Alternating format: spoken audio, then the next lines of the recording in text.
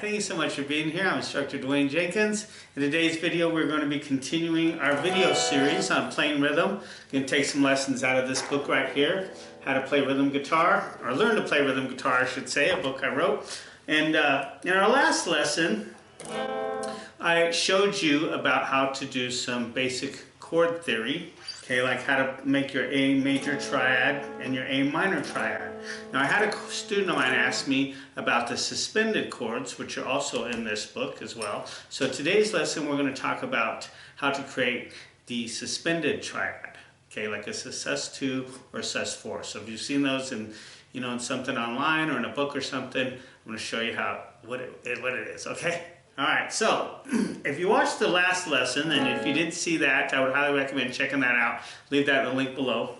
I showed you about playing the A major and the A minor triad, okay? And your triads are just a 3-note chord comprised of the 1, 3, 5 of the notes that are in the major scale. So for instance, if we're doing the A major scale, those notes are right here, 7 of them. We take out the 1, the 3, and the 5, and we use those notes to make our major triad, okay? That's what we have here, an A major triad. It's those notes that we're playing in this chord. In that last video I created, that last lesson that I showed you, that'll show you about that. So if you haven't seen that, I recommend checking that out. And I also mentioned to you that if we take the 3rd note and we move that back a fret, that creates the minor triad, okay? So now we have a 1 flat 3, 5. Okay, so the major, 1, 3, 5. The minor is a 1 flat 3, 5. So that's kind of like the scientific formula for a major and a minor triad. Now the suspended, what sus stands for, like a sus2, sus stands for suspended, which means we're going to take the 3, the 3rd note, and we're going to move it again to either create a sus2 or create a sus4. Okay, and we're going to use the A chord again in this example. So let's say, for instance, we have our A major triad right here, 2nd fret on the 4th, 3rd, and 2nd strings, okay? And we know from our last lesson that I taught you that the 3rd is right here on the 2nd string. We move that back 1 fret, that becomes an A minor triad. Now if we move it back again, then it becomes a 2. And now it becomes an A sus2. So basically the way you make a sus chord is you take the 3 and you move it back to the 2. So the formula for a sus chord, like let's say an A sus2, would not be the 1, 3, 5, it would now be the 1, 2, 5. So if you look at the notes here in the A major scale, okay, the 2, you can clearly see the 2 is a B. So what we've done is we've taken this C note from the A minor, and we've made it into a B. So if we play the 2nd string open, that's a B note.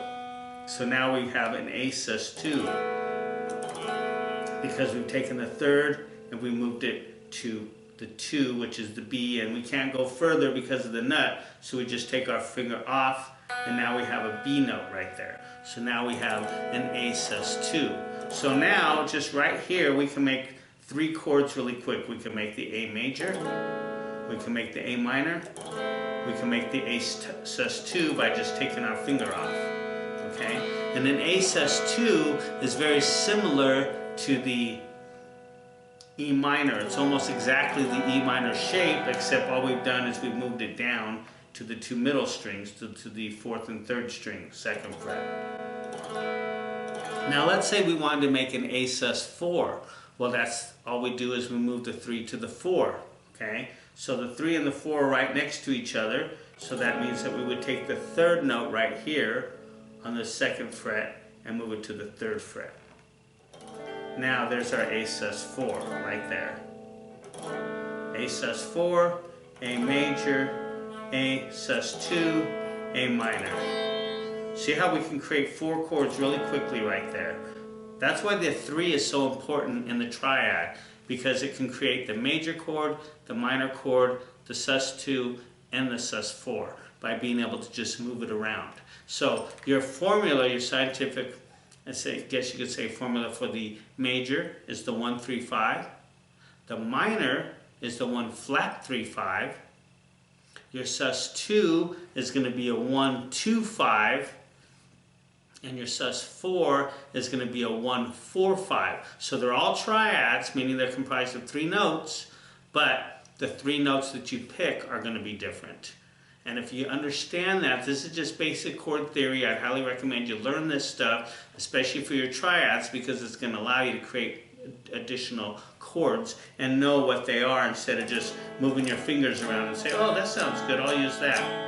There's a reason why it sounds good. It's because you're creating another chord. And what's great about the A major is you can create these chords really quickly. There's the A major, there's the A sus4, there's the A minor, there's the A sus2. And then what you want to do is you want to learn to do that with all your other triads as well. Find the third, move that to the 2, or find the third and move it to the 4. Then you have the sus2 and the sus4 chord of that key.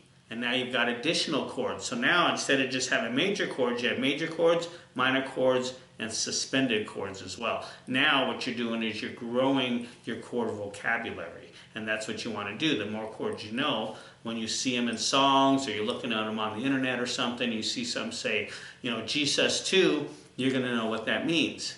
If it says something sus4, A sus4, D sus4, you're going to know what that means. You're just taking the third and moving it to the 4th. Alright, so there's our lesson, quick lesson on sus chords, how to make sus suspended triads. Once again, what does sus mean? Sus means suspended. And what do we suspend? We suspend the third. Either we move it to the 2 or we move it to the 4. Or I guess you could say we replace it with the 2 or replace it with the 4. So instead of the triad being a 1-3-5 for the major or 1-flat-3-5 for the minor, we now change it to a 1-2-5 or a 1-4-5.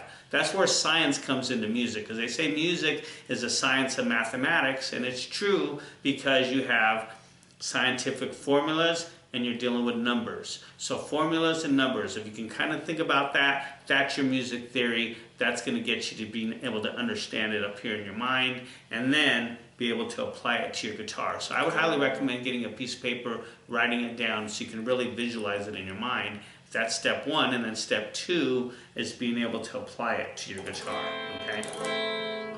Now if you'd like to learn more about how to improve your rhythm guitar playing, I'd say check out my book, Learn to Play Rhythm Guitar, a comprehensive training course, book that I wrote and self-published. You can find it on Amazon and eBay and Target and Walmart, all those places. But if you buy it from my Etsy store, I'll sign it for you and ship it to you personally. Then you'll get an author-signed copy, and I show you all the chord diagrams. I show you how to play major triads, minor triads, your suspended chords, 7 chords, how to play all the really chords that are real popular in songs, okay? And I show you how to read the notation, a very simple, easy way to do it, chord charts, tablature, learning assessments in here, and a lot of great things here that can really help you with playing your rhythm guitar. And it's written in a very simple, easy, step-by-step method that will get you quick results, okay? So I show you how to, hold your guitar pick, how to strum chords, how to arpeggiate chords, how to play your 7 chords, how to play bar chords,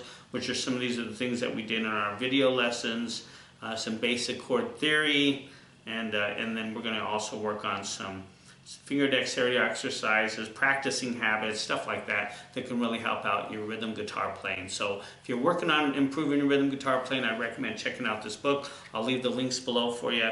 And watch, because I got a couple more videos in this series that's going to help you out with improving your rhythm guitar playing, okay? And I would highly recommend check out those other videos too. I'll leave them in the links below because they all kind of lead up to this one and they all kind of work together to improve your playing, okay? So thank you so much for watching. I appreciate it. Keep practicing. If you have any questions, let me know in the comments below. Or contact me. Be sure to check out my website, Dwayne'sGuitarLessons.com, where I have a lot of great stuff there as well to help you out with your learning. All right? So until next time, keep practicing. Take care, and I'll see you then. Audio Jungle.